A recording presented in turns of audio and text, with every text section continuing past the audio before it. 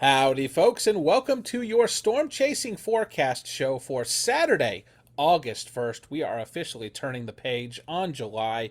I am Gabriel Harbor, and I have with me once again, first time in a while, international man of mystery, Coach Stephen Cross. What's going on, Stephen? It's going fantastic, Gabe. Feels good to be here again. You're only going to be here for a minute, from what I heard, because you got a flight to catch at 7 a.m. I know, I know.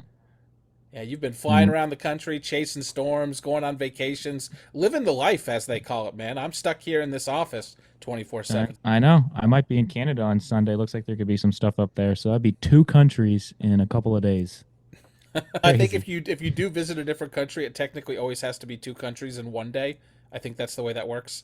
No, Mexico and Oh, so Canada. three countries in two Three, I days. guess Okay, three. so Yeah, yeah. yeah, okay, So that okay. that would be a record for me. First time I actually went out of the country ever in my life. I'm 19 years old. Stepped foot in Mexico for the first time. So that was pretty exciting. That's really interesting because, not to dox myself or anything, but our accountant, my daughter Brianna, she is actually on a cruise down in Mexico right now. Oh, really? Yeah, that's where. Yeah. So I was out there just off the Pacific coast. Just, we were boating and fishing, and then it was pretty awesome. I took here's a picture of me on my other monitor with them. That's the largest bony fish in the world. So Wow. besides whales and sharks, that's the largest fish. So that thing was just sitting out there in the Pacific off the coast of Mexico. That was awesome. And then I swam with a bunch of seals and released my dog's ashes in the bluest water. It was like Powerade. It was beautiful. And I got to release my dog's ashes, and there's all these seals swimming through it. And it was probably the best thing I've ever experienced. So that was a whole lot of fun. Yeah, man, it sounds like an absolute magical time. Really glad you had the opportunity to honor your dog's memory. I know that it was a very big Yeah. part of your life. He was a very big part of your life. Yeah. So being able to scuba dive 80 feet to the bottom of the ocean and release them and go swim with the seals, that was a moment. But yeah, but we're not here for that. We're here for this severe weather setup. So I'm excited to talk about that. I forgot about that almost. So yeah, let's I did. I know. let's dive right into the categorical outlook, Stephen. Uh, If you'd like to give yeah. us your high level overview of what are we looking at here today. Yeah. So we're looking at just another typical summer setup. We have a bit of a shortwave trough. You can see it on water vapor imagery. This is current. We have a positive tilt trough kind of over Missouri right now, injecting into Missouri. That gave us our tornado risk today about a 5%. There was a couple of tornado warnings, maybe a tornado or two. So you can see that positive tilt trough. You can see all this convection here in Missouri. And then we have that surface low right here over central Iowa. And that's all going to migrate southeastward overnight, and that's going to give us our risk. So you can see our outlook here. We have a slight risk, and that's mainly for our damaging winds across this region. But there's also a low 2% tornado risk, and I do have reasons where I think that they could upgrade this to a 5% across the middle of this risk, and we'll go over why here in a minute. Great overview, Stephen. I'm excited to hear those reasons. Before we dive too deep, I promise that'll be the last diving pun that I make. Before we dive too deep, though, we're going to talk about Weatherfront. That is, of course, the company whose app you have up in front of you that we use here on all of these forecast shows. It's an awesome tool. You see the sidebar with all the different options, and I promise you, we barely even scratch the surface on these shows of all the awesome stuff that's under the hood. So check out that link in the description. Grab yourself a subscription on mobile and also get access via the mobile subscription to the desktop app, to the browser app. You definitely want to try it out. All right, Stephen, it is time for you to take it away and give us our forecast for Saturday. All right, sweet. All right, let me just give it a big stretch. Yeah, man, take your time. Don't want to pull a muscle when you get out there on the field. Looking aloft, we have this big old flow in the jet stream here, about 50 to 60 knots overspreading into this region.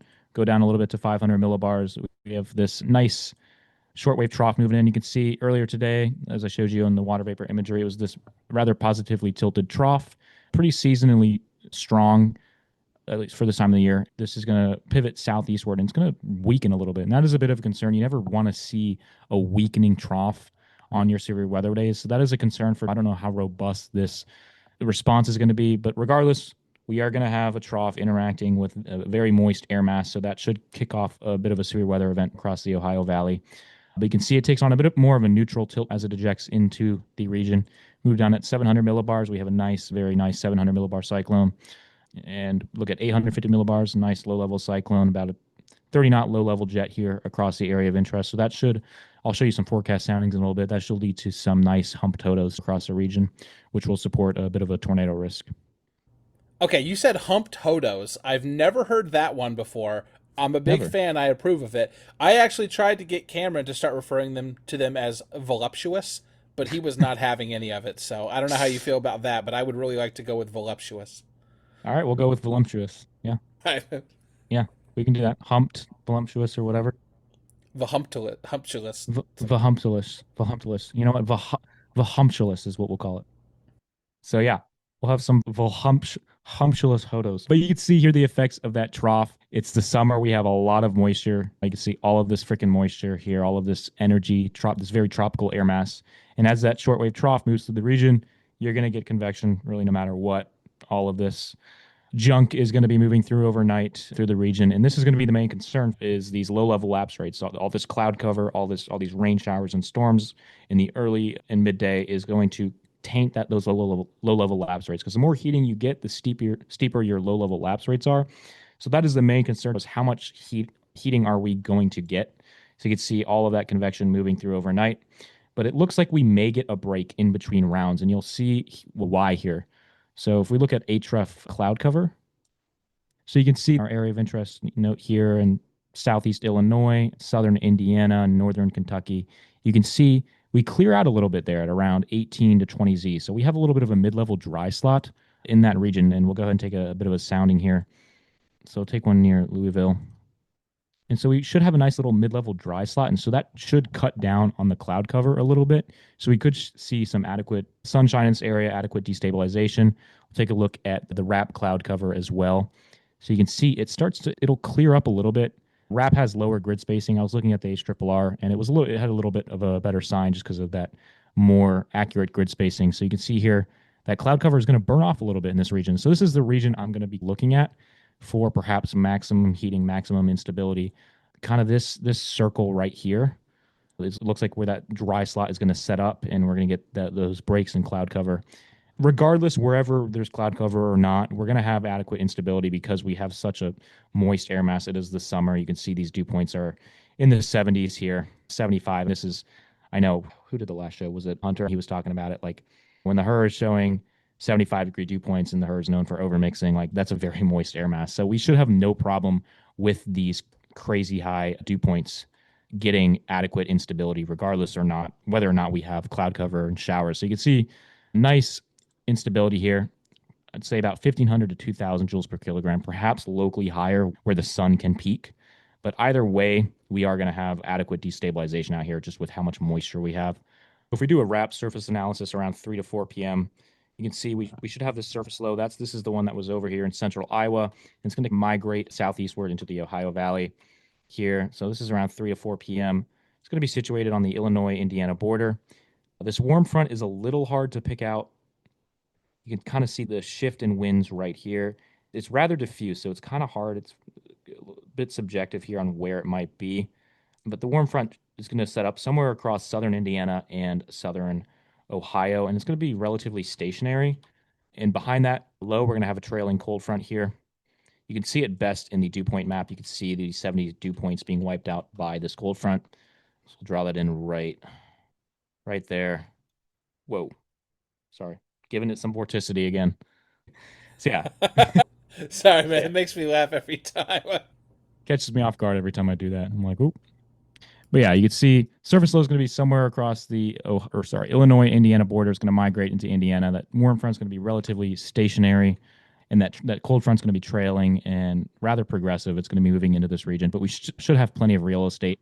This low is going to probably start to occlude as this cold front catches up with the warm front, but that's going to mainly be later on in the day. Shouldn't be too much of a concern. Looking at our surface analysis again, our tornado threat's probably going to be maximized just to the southeast of that low, where those low-level winds become most backed, and that's going to allow for more voluptuous hodos, more low-level SRH. So our surface low's right about here, and you can see our SRH is locally higher, and obviously it's going to be high up here north of that warm front as those low-level winds really back north of that warm front. But we're not really interested in that area up here. We're more interested down here across this region. And so we'll go ahead and take a sounding there, kind of near Louisville. And you can see these nice little humped hodographs. We could get this kind of like a mini supercell hodograph. I swear, every forecast show I've done, I feel like I'm always forecasting mini supercells. Every time I come on here, it's always a mini supercell setup. So I'm getting very used to these. But yeah, you can see our main limiting factor is going to be these low-level lapse rates. 6.1, that's anything above 6 is adequate. And especially when you have 74-degree dew point, you're going to have a very soupy low-level air mass. So it's not that big of a concern, but if we can get higher low-level lapse rates, the better. But 6.1, it's on the low side, but it'll get the job done with 1,700 joules per kilogram of MLK, these looped hodos. And that is a thing that I think could be something to watch. The wind shear is actually really good because you look at these LCLs are very low, 200 to 400 meters. If we pull up the LCLs, they are ground scraping low. This is a very soupy tropical air mass, as I mentioned. So you can see these LCLs across the region are like in the low hundreds of meters. These are very ground scraping LCLs. So these storms are going to be very low, and they're going to be taking advantage of all this wind shear that we have. So whether or not we get adequate destabilization, I don't think it'll really matter just with how tropical and how soupy we are. I think these are going to be very efficient at spinning. It's just which one is going to actually touch the ground. I think we could get a lot of spinners out here. We'll go ahead and compare cams, but I think we could see a couple of tornadoes. I think we could potentially see an upgrade. I know I think it was the Louisville UA, the Louisville office, that was hinting at a potential upgrade just because of that, with just southeast of the surface low where those voluptuous hodos are. You get those more backed winds. So they were calling for potentially an upgrade, but that's going to be more of a midday thing. I think if we see a 5% upgrade, it might be around midday. We could see it earlier than that. But if we do see a 5% upgrade, which I think is very much possible, it'd be around here, just around that surface low. And wherever we get that peak heating, we could see a 5% upgrade around this area for sure. Just because I think it'll be very easy for these storms to take advantage just of how low these LCLs are. I don't think it'll take a whole lot for a tornado to touch down. And then also, if you want to support us, please, for less than a cup of coffee each month, there is a join button for our channel membership. Would really appreciate it. It would show that you support these shows and that you are enjoying the content, and it'll help us to decide exactly how hard in the paint we want to go leading into next year. I can see a scenario where we're doing these things 30 days out of 30 days during storm chasing season, April, May, and June. So just send us that signal. Steven, I got a couple of questions for you. Yeah. You were talking about the trough slowing down as it leads into the threat area for today. And that would seem to fly in the face of the research that folks like Chris Broyles from the SPC have been doing, where it's the translational speed of the jet can actually determine how severe the setup is. Is that something that you might take into consideration, that, even though there's no real research on that, you would think that if it's the opposite of what's being shown in that research, it probably isn't going to be good? Yeah, it's just something I'm sure there's probably research on it. There's none that I've actually ever read, which I should look for, but I just know for a fact it's just one of those things that I've seen all the time. It's just these caveats with these kinds of setups is when these troughs start to weaken, it's just not a good sign. I feel like anybody can put those pieces together. If your system is weakening as it's moving in an area, that's probably not great. If it's strengthening and getting faster, those winds are getting stronger, that's probably a good sign for a robust severe weather sequence. I don't think this is going to be a very robust severe weather sequence. I don't think it's going to be super widespread. There'll probably be a lot of severe thunderstorm warnings for damaging winds just because of all of the convection that we're going to have. You can see very widespread. There's a slight risk out there. We're going to have a lot of storms, a couple of them severe, maybe a couple of them tornado warnings, maybe a couple of them tornado warned. Could see a few tornadoes, but it's not a super concerning setup. I think maybe if this belt of 500 millibar flow is stronger, moving faster, could have a bit more of a robust sequence, but it is almost August. We're not going to get anything super crazy in the upper levels. So yeah, those are my thoughts on that. And then you also mentioned that dry slot that's going to be working its way into the risk area, giving us a relief from that cloud cover. What is it that causes that clear slot? So this is probably why we're seeing that dry slot, is it's pulling in some of these better lapse rates from out west. And it's nothing significant. We won't really have a fantastic EML, but you could see we have that little bit of drier air. These steeper lapse rates indicate some drier air aloft. And if we look at HRRR again, you can see that lines up pretty well with what we're seeing here. You can see that these steeper lapse rates. So potentially getting some warmer, drier air from the southwest. No significant EML really. If we can pull one kind of in the middle of this plume here, let's take a look. And you can see it's, yeah, definitely dry out here. This is not our main risk, but if we go more towards our main risk, you can see more of what we were looking at earlier, and we have some drier air that's being advected aloft from the southwest. It is time for everybody's favorite segment. I can't call it Cam versus Cams since you are in fact not Cameron Nixon, but I think we can still call it Cam Review or something like that. So tell us what we are looking at today, Stephen, with our convection allowing models. Yeah. All right. We'll start off with the HRRR, of course. Showed you a little bit of a sneak peek of that. I don't want to be drawing right now. Sorry about that. So you can see that convection is going to be moving through the area, morning, midday. Might clear up a little bit with that dry slot. We're not going to get a ton of relief, though. There's still going to be some scattered showers and storms here, but the more robust stuff will start to pop off near Lexington, Louisville, further north towards Indianapolis, towards that surface low. So that's basically what the HRRR is showing. Just very messy convection. It's one of those where there's going to be a lot of storm structures, and it's kind of hard to tell which one will go supercellular, and you kind of got to get to that really quickly. They're going to start rotating very quickly. So I don't really like chasing these days. They're so hard just because there's so much to go after. It's like it's hard to tell which storm is really going to be the one until it actually happens. So it's going to be a difficult chase, I think, especially I've never chased out in this specific area. It doesn't look too horrible. I have been out here, but I haven't chased. But northern Kentucky looks like a bit of a pain in the butt, but so I would try to avoid that area if you could. That looks like some tricky chasing terrain, but I'd say southern Ohio and southern Indiana look pretty decent, and I think that's where I expect a potential tornado risk upgrade with that mid-level dry slot moving in. But yeah, we're looking at cams right now. We're going to see where all of this is really going to set up. So that's what the HRRR is saying. Look at the Rufus. The Rufus shows a similar story. All of that, maybe less convection in the morning. Here's the HRRR, a lot more convection. Rufus has a lot less robust convection in the morning, so that's interesting. But still convection nonetheless throughout the day. Scattered convection until we start to hit that 3 to 5, maybe 3 to 6 p.m. time frame for our most robust severe weather risk. It looks like it keeps most of the activity in Kentucky with a couple of stuff up here in southern Indiana and Ohio. If we look at version 2, maybe more robust convection throughout the morning, similar to the HRRR. And then the most robust convection coming around in that 3 to 6 p.m. time frame. So rather similar. NSSL, very similar story. I'm basically looking at the same thing, just a bunch of slop throughout the day. But basically, a lot of these cams are painting a similar story. Rufus may be showing a little bit less convection in the morning. So Rufus might have a higher end scenario with those pockets of instability, but doesn't look like there's all that much. It doesn't look much different than the HRRR. Let's go ahead and take a sounding. And that is actually a really good look. Look at those low-level lapse rates. You can see the effect of the lack of convection on the Rufus there. You can see 7.4. HRRR was showing 6.1. Granted, it could have been a different area, but I plucked these around the same area. You could see we were not getting these lapse rates on the HRRR. And these Hodographs, these are pretty mean. These are actually really good. These LCLs are a little bit higher, likely because we're reaching into the 80s here rather than the 70s like the HRRR was showing. But this is a really good profile. 82 over 71. LCOs are less than 1,000. Looping Hodographs. Rapid refresh has a pretty decent scenario. I think this has the highest end scenario. NSSL model showing a similar story. Convection in the morning and afternoon. Maybe a little bit of a lull before that more robust convection picks up. Louisville.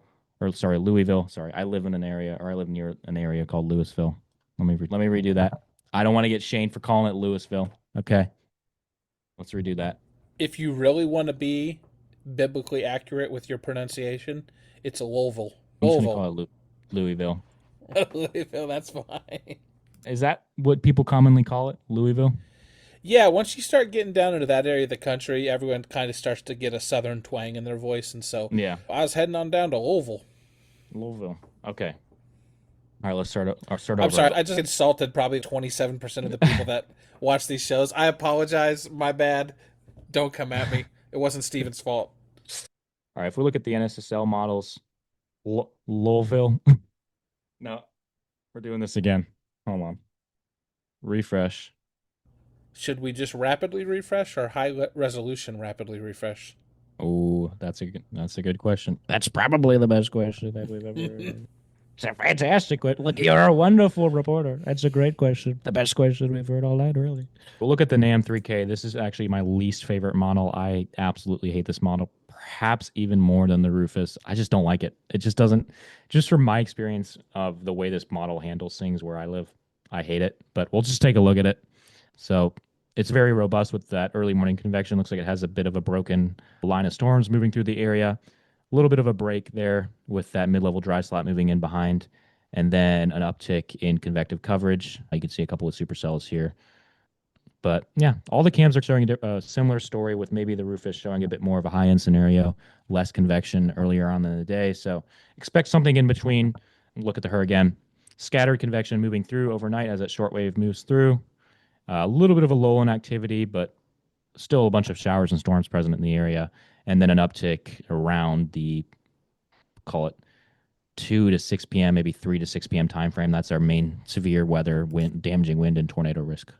A little bit of a lull around Lowville. Lowville. Remember to check out those links in the description below, and then watch another video.